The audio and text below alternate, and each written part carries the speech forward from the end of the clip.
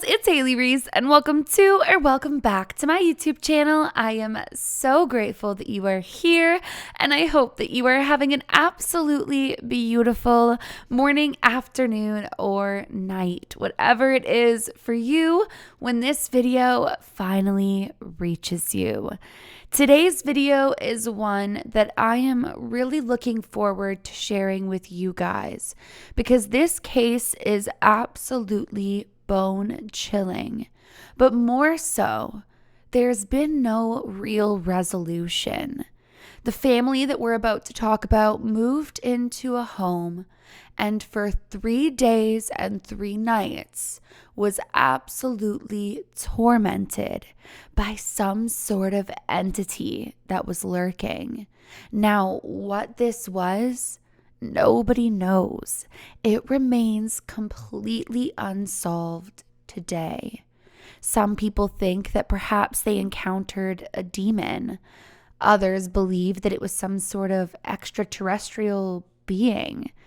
And many think that it's another case of some sort of skinwalker or black-eyed child. Regardless, one thing is for certain.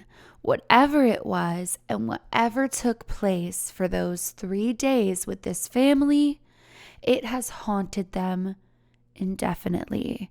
And it's something that they will never be able to move on from entirely. So with that being said, I am so beyond curious by the end of this case to hear from you. What do you think happened? And what type of creature do you think could have been lurking?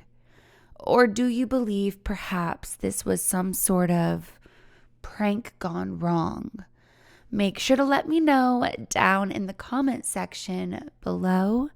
And with all of that being said, sit back, relax, maybe turn a light on, because this video is about to get dark.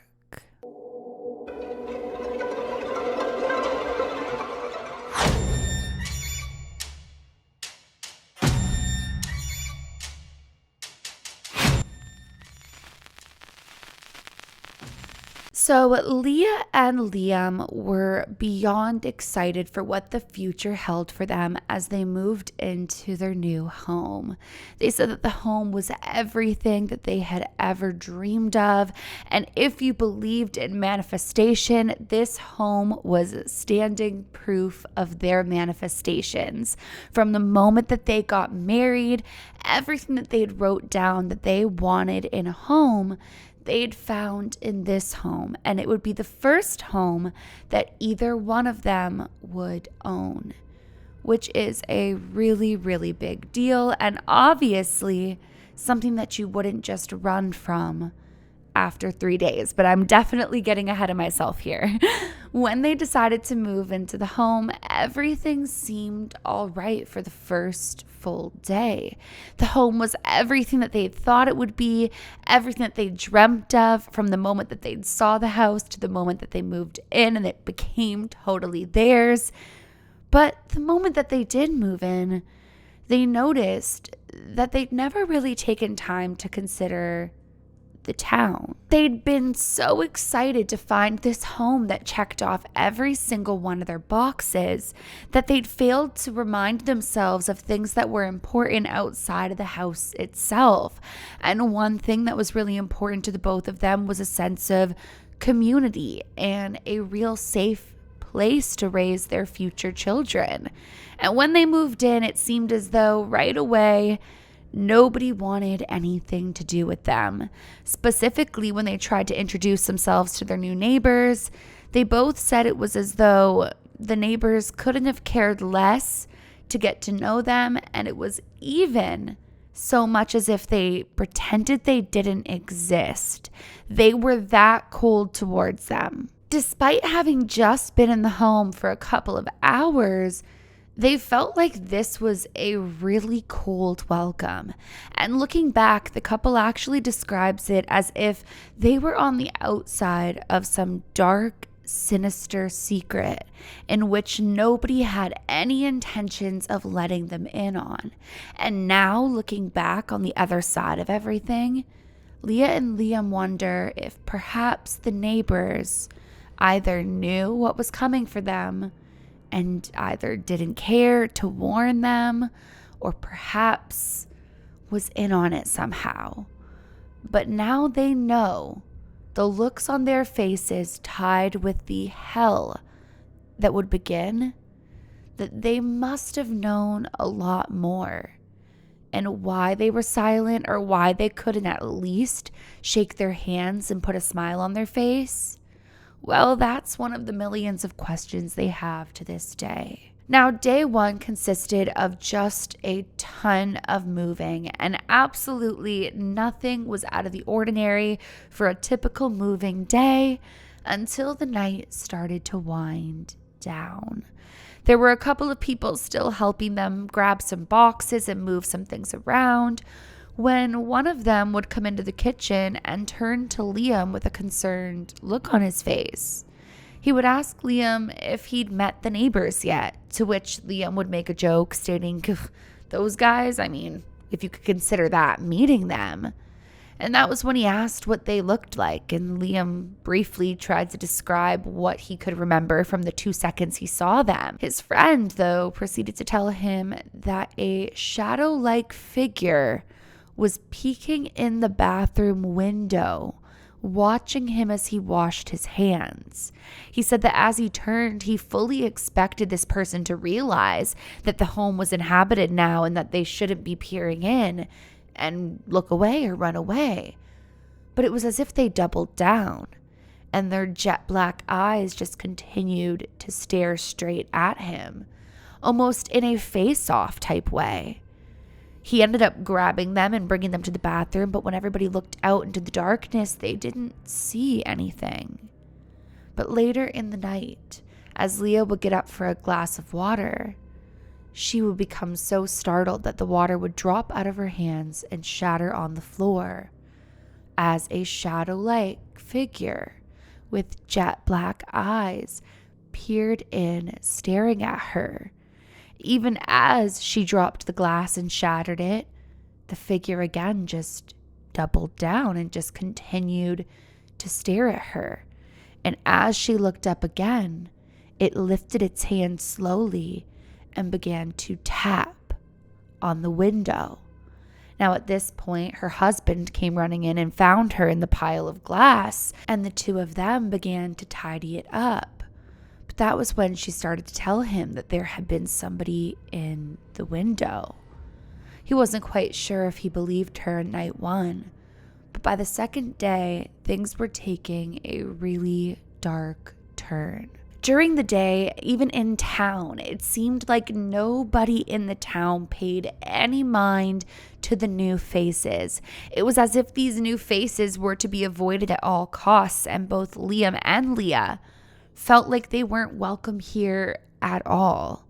They went back home, they began unpacking things, and that was when once again they would hear knock, knock, knock on their front door. As they went further down and were about to open up the door, Leah asked him who it was, and for whatever reason, he decided to slowly peer out of the peephole rather than to just open the door, as he was met with two pale, teenage-age children just staring straight towards the door. Even stranger though, further up the path was a third pale-skinned, black-eyed individual that seemed to be taller and perhaps much older, standing and staring. And there was something in his eyes that felt rather sinister to Liam. As the sun was setting, the way that they stood on the porch didn't seem quite right. And for whatever reason, neither one of them was in any sort of mood to meet these neighbors that hadn't been so friendly before. So they pretended that they weren't home and wandered on back off. But later in the night, they would regret this decision of not acknowledging them, when outside of their bedroom window, they would hear tap, tap, tap, and a loud banging as they both would sit up slowly in their beds and look out the window. All three were staring in at them with their jet black eyes and pale skin. All of a sudden, the littlest one's voice comes out, although it doesn't sound quite human-like. "Can we come in?" it asks. A couple seconds later, as they both sit there in shock, the bigger one now speaks out. "Aren't you gonna let us in? It's awfully rude." They both sit there in complete horror and complete silence, neither one of them wanting to be the first to break the silence and speak. As the third figure walks closer and closer to the window once again, staring in, but the eyes so black there's no expression to read. And he calls out, "I've been watching you." Both of them immediately fly out of bed, flick on the lights, and look outside. But there's nobody there. There's nobody there at all. In fact, nobody within any sort of distance that could have been there when they'd seen all three of them. But this wasn't some strange dream. They'd both seen it. The next day, while in town, Leah was checking out some groceries and the cashier looked at her with pitiful eyes. When Leah looks at her and asks her, "Is everything okay?" she just puts her hand on her shoulder and tells her, "God bless you." Leah looks at her, but the woman says nothing further, and she heads back to the house with her groceries. This would be the third and final night in the home. As the moon rose and the night got darker, Leah said that she just had a horrible feeling that something was not right. She said in the middle of the night she awoke, and instead of hearing any sort of tapping or any sort of voice, she looked over to the window that had been left with the curtains open, and there she saw one of the little children with jet black eyes staring at her. She said that she grabbed the blanket, and right when she was about to pull it back over her head and just go back to sleep, she heard the little voice come through. But this time, it wasn't just not human-like. The voice sounded evil. The voice said, "We're coming in now." And as Leah gets up and looks out down the hallway, she realizes that somehow the door's been left open. Leah said that she ran as quickly as she could, and as she ran to go outside and see what was out there, the door slammed shut behind her, locking her out of her house. Which, I don't know. I always think about this because for me personally, I always want to flee the space. But are you safer to stay inside or are you safer to run? In this case, Leah's now locked outside of her house. At this point, Leah begins banging on the door, begging for her husband to wake up. She goes to twist the doorknob one more time, and the door is suddenly unlocked. But as she runs into the house, it's as if her home has been ransacked. Her pictures are off the wall. The cross hanging in the dining room is off the wall. There are plates and dishes shattered. Leah doesn't see anybody in the home as she approaches into the bedroom towards her husband. Her husband, who was still sleeping, now slowly sits up in the bed, but his eyes are still closed. She says that his eyes remained closed as she called out to him to open his eyes and help her. And Leah says that as he opened his eyes, a voice came out of him that wasn't his. The voice said, and Leah will never forget it, "Who's gonna help you now?" She said that all of a sudden her husband flopped back down on the bed, went back to sleep. Leah climbed in the bed, started shaking him awake. And as he woke up, he had no knowledge of any of this. As Leah got back up, everything was still completely a mess in the house, and obviously her husband is concerned as to what's going on. He ends up putting Leah back to sleep, and she senses that something isn't right with him, that he thinks that she's making this up or she's going crazy, and he can't understand how in the matter of 3 days, everything went from being a dream to a complete nightmare. But the following morning, as Leah would wake up, everything would be different. Her husband would in fact believe her, because as he woke up in the night when he couldn't sleep, he saw all three staring back in the window at them. While he couldn't explain why everything was broken in the house and flung off the walls, or what Leah had claimed he'd said and done, he knew something in that house wasn't right. He said he went over to the neighbor's house and began banging on the doors, asking them what was going on.